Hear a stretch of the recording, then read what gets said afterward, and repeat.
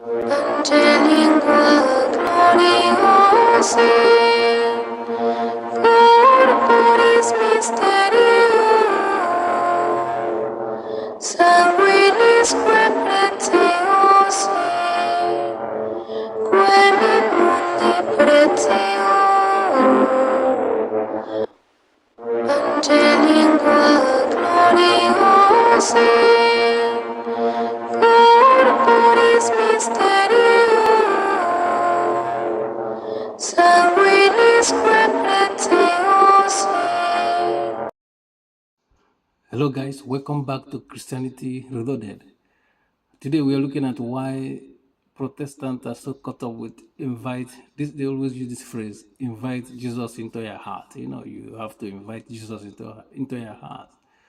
But this phrase, "invite Jesus into your heart," is you can't find it in the Bible. You know what I mean? It's not there in the Bible to invite Jesus into your heart. You know, but they use it often. But the stuff we have in the Bible, they downplay it. They treat it like even the one that Jesus said. You know, they treat it with like it's not really what Jesus said. Like, but when you're talking about invite Jesus in your heart, you know, they'll forget that if you go to John, Gospel of John 6:44, Jesus said that no one will come to me except the Father who sent me bring him to me or her to me. You know, it's God doing the bringing, like giving us a grace. You know, it's not by a people invite Jesus into your heart, stuff like that. You know what I mean? Is the Father doing the work, bringing people to Jesus. You know what I mean? And when you see even the one Jesus said in the same Gospel of John 6:53, when Jesus said, if you eat my blood and drink, if you eat my body and drink my blood, you will have eternal life. And I will give you, I will raise you up on the last day. You see, he gave a promise for people that will eat his blood, his body, and drink his blood. And the Protestant doesn't highlight this verse because they don't have this. But this is what Jesus said.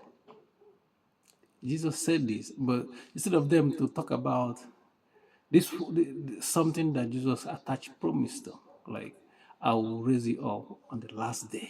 You know, if you eat my body and drink my blood, I will raise you up on the last day. And why is this important when Jesus said, if you eat my body and drink my blood? Because people think like when the Protestants do stuff like this, they said it's not really his body, it's a spiritual body, stuff like that, you know. But because they don't understand the symbolism there and the reality that accompanying the symbolism, because this is when he say eat my body and drink my blood, this is like sacrifice, the sacrifice in the Calvary. The blood represents you know, the victim, you know. And because if you're gonna sacrifice, even in the Old Testament, if you're gonna sacrifice an animal, you have to kill the animal. You have to have a blood there. So that's why the wine that Jesus said, "Drink my blood," it represents his blood and the body, you know, and the separation. You know, when you separate the blood from the body, it becomes the person is that's how the sacrifice accompanies. You kill the animal. You know what I mean? That's why there in Eucharist we have is a remembrance of what's happened in the Calvary. It's a sacrifice, and because he used this as a reminder, it's giving us his body as a pure lamp or offering. So when we do this often, because the Bible says as often we do this, it comes with a big promise that if you do it, he's gonna raise you up. And this is the only time Jesus said something and attached this promise of raising somebody up from the dead.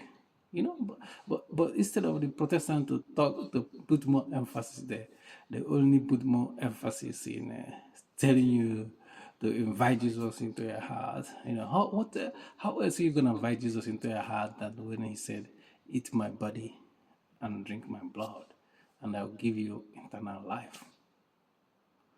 And not only eternal life, he's gonna raise you up on the last day. You know, it's a huge promise, and I don't know why the Protestants doesn't wanna Jesus to raise them up, follow his instruction, so that they're gonna raise up. They will be raised up on the last day. That's how important the Eucharist is. Peace.